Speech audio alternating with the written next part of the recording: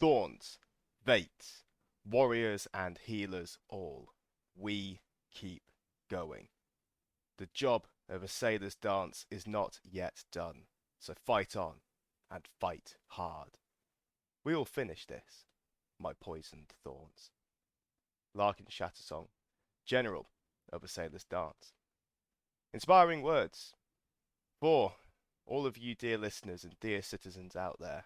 There is no peace in the grim present day of the empire of, well, empires.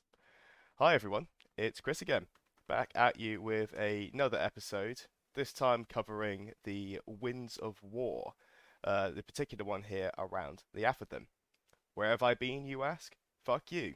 I don't need to tell you. But thanks for asking. I know I promise at the end of every other episode to not disappear for a month, but I'm going to keep doing it. I'm going to keep apologising, and nothing is going to change. But for those of you who are interested, I was in Vegas, gambling. And my gosh, what a time that was. Wild place. Definitely feels like an LSD, I don't know, an LSD trip meets a 40k STC or something like that. Mad place, never going back, but you know what? Wild for a trip. However, that doesn't explain the other like 3 weeks it's been, maybe four, possibly five. It's nah, four-ish it's been since the last episode. So, like I said, I apologise, but I'm not going to do anything about it. Let's jump in to the Wind of War. So I haven't actually read this yet, and I will be reacting as we go through. If I stop, that is because my small peanut brain is cranking away with something hopefully insightful to say about whatever section I've just read. But alas, it might be bullshit. We'll see. So, questions. In the west, the story plays out again. The Jotun invade, the Empire pushes them back. The Jotun are gone from Semisuak, driven out by an alliance of imperial strength and Thule cunning. But further south, the situation is much less cut and dried. The Cinnabar Hills exert an irresistible lure to the warlike Jotun, mithril and white granite to fuel their endless conquest. But each time they gain a foothold, they are thrown back. This time, it is the Lassambrian Jotun who seek to claim the hills. Will they fare any better than those who have come before? And what of Bragisland? Matilda Fisher claims the Western Marshes as her fiefdom, and the Jotun honour her claim. But there is resistance. But will it be enough? And further south still, the fires of war once again come to the Atherton. The weakness of the Valorn presents an opportunity to the Jotun. What will it mean for the marchers, now they stand once again at the very threshold of the morn? So let us first go to the Red Hills, the plains and fields of Gambit. They are already dry again. No sign remains of the storm rains that battered the Cinnabar Hills last season.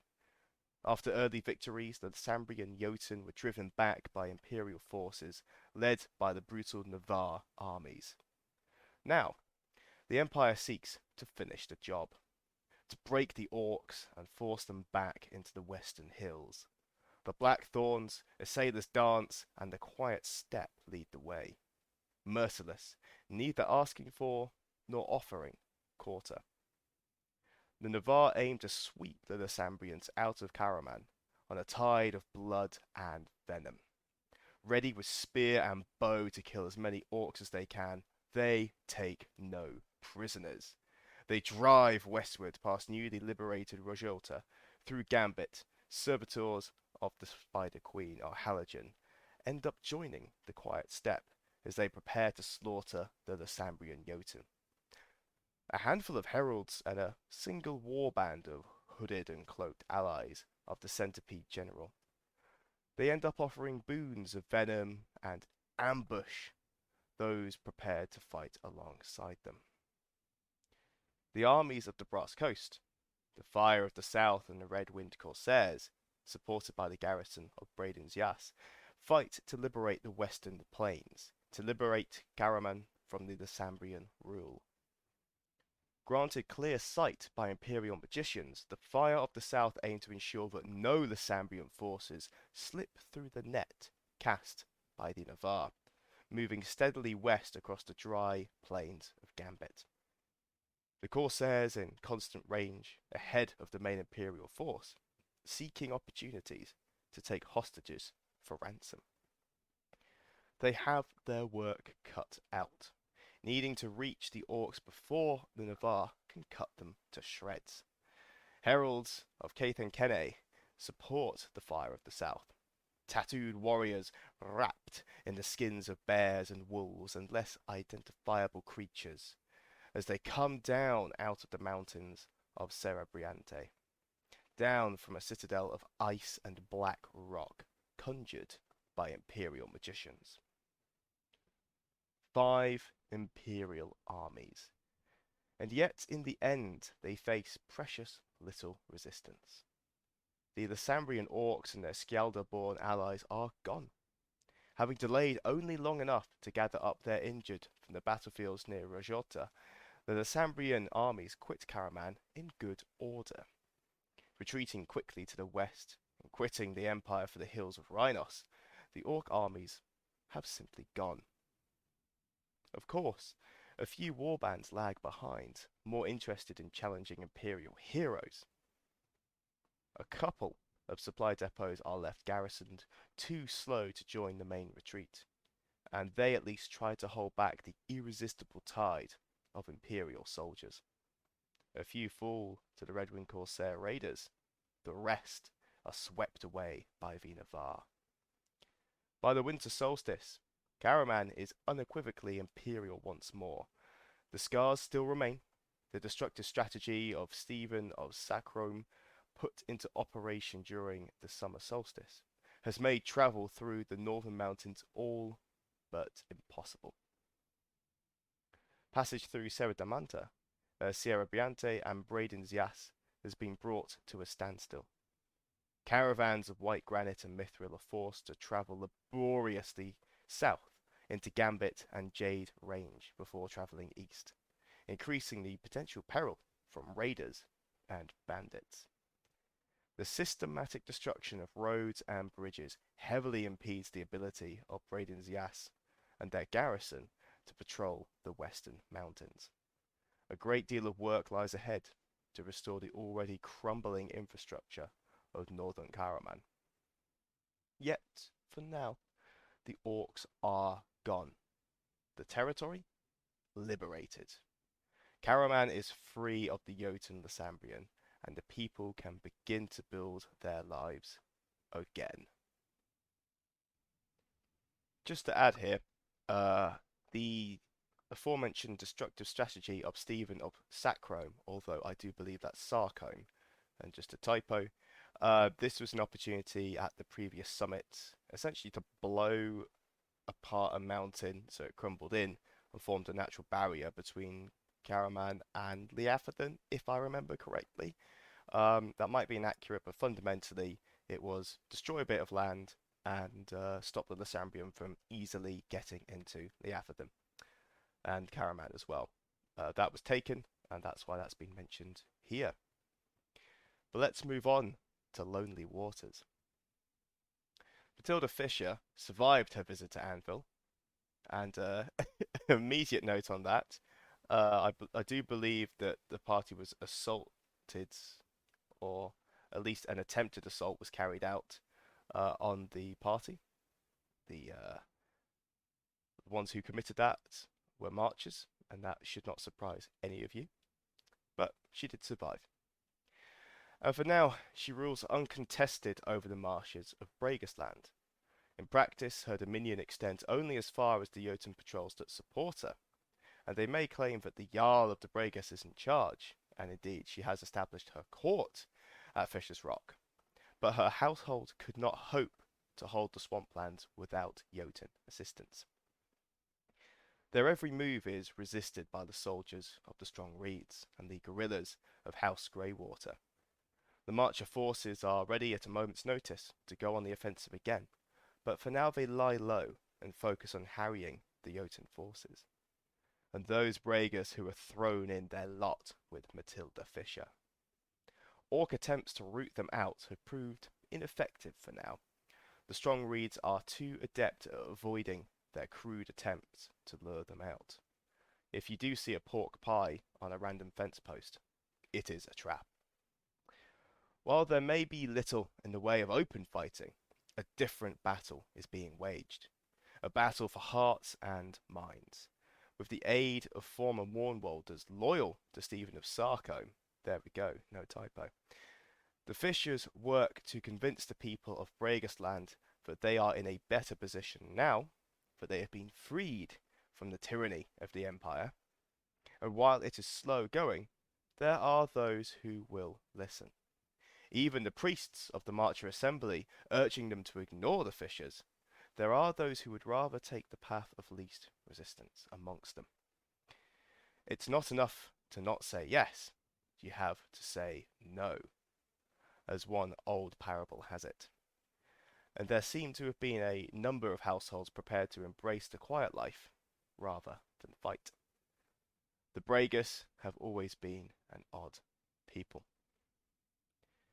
For now, though, the marshes of Bragasland appear to have settled into a quiet status quo.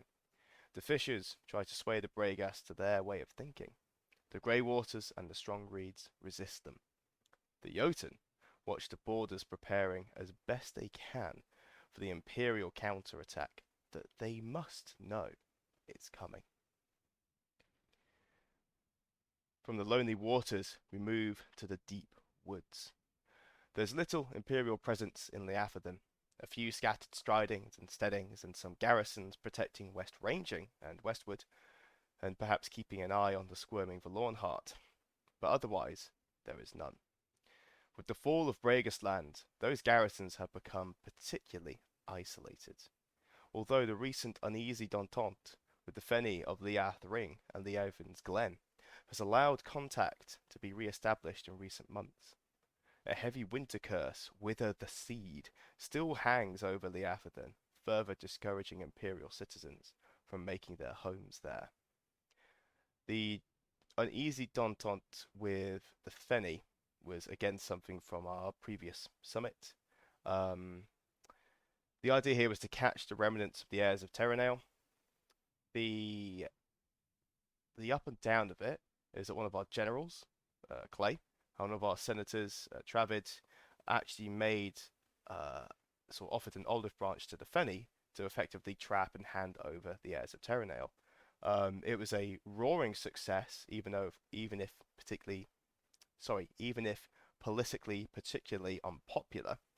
But fundamentally, it did allow us to identify all of the heirs of Terranale and capture most of them, apart from just running into an encampment full of Feni, getting our troops killed, getting Feni killed, and allowing the heirs to escape.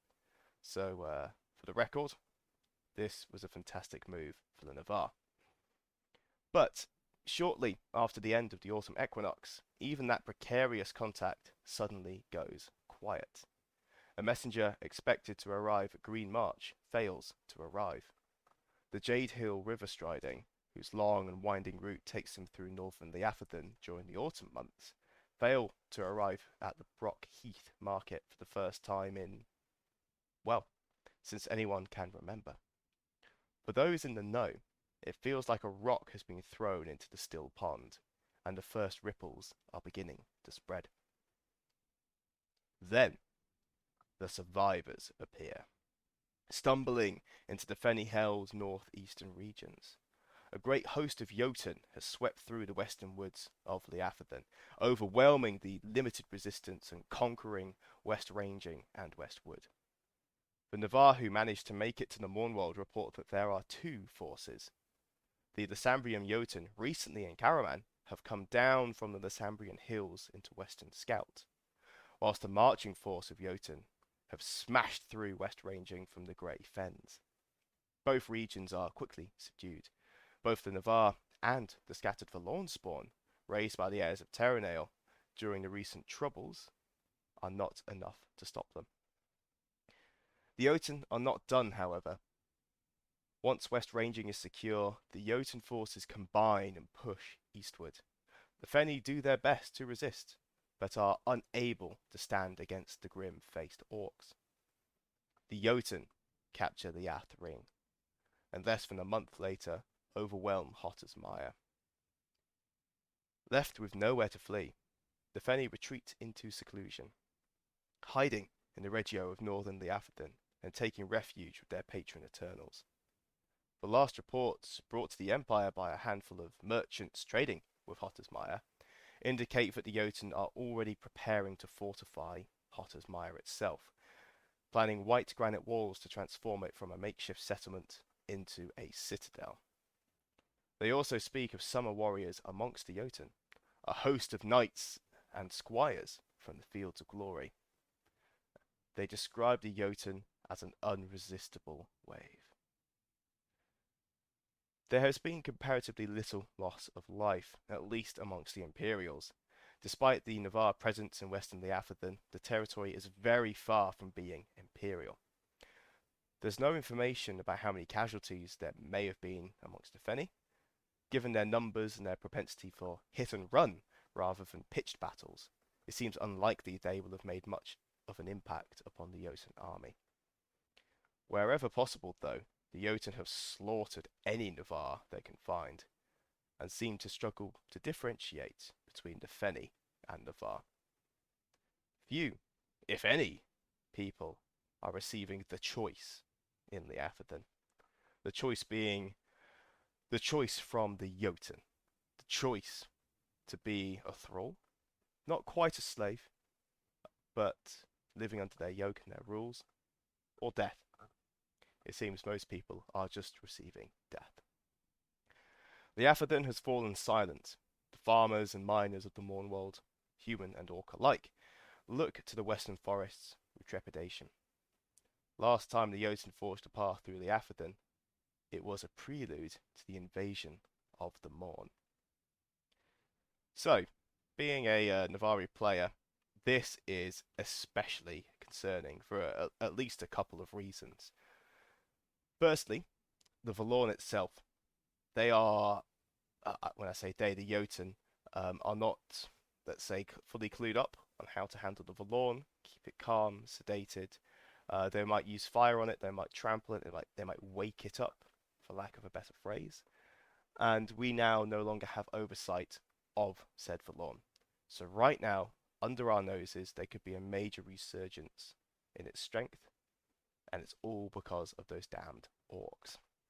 I do personally remember a skirmish I went on as I believe this was a ban actually, rather than Lindir currently, where we turned up. It was a night skirmish. We turned up.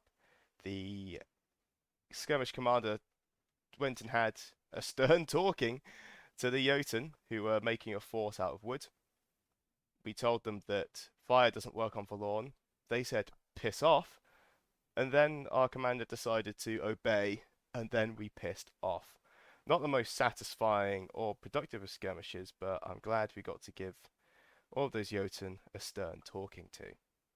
But in reality, though, very concerning that the Jotun now own Liafadin. The Valorn might make a resurgence. Secondly, this is, I mean, perhaps a moot point, but this is the ancestral homeland of a lot of Navari citizens in Anvil. Now, we haven't really held it for a long time, but now we are totally out. And not only that, we've lost all contact with their territory as well. We don't have oversight, and also the Feni as well. Our fledgling alliance with them shattered by the fact they're fucking dead. Finally, we're going to have to retake Liafadin, and if they're building a citadel in there, that is going to be a lot harder. And by a lot harder, that means that citizens like you and I will have to die doing it. If only we'd had some concerted push into Liafadin when we had the opportunity, perhaps to reclaim our homes and to push the Jotun out once and for all, we wouldn't be in this mess. But, hey ho, what do I know as a humble grunt? But there you have it, dear citizen. There is no peace in the Empire. as we wage war in the red hills, the lonely waters, and the deep woods. If you go down to the woods today, bring a friend, because you definitely won't find any along the way.